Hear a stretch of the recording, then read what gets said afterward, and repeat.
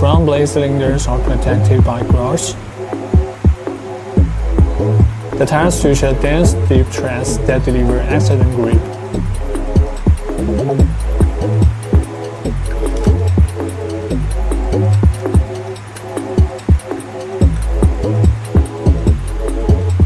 The equipment compartment bracket can be secured.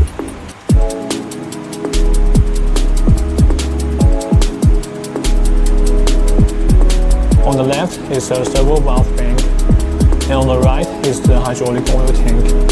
It is recommended to use number 46 hydraulic oil.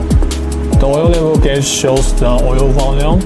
Filling to between 1/2 and 2/3 of the level is ideal. The pressure can also be adjusted via the pressure regulating knob. 2 to 4 megapascal is appropriate, and the pressure gauge will display the reading. At the bottom right is a brushless motor. At the top are the oil filter port and a built-in anti-leakage protective sleeve, which must be removed before use.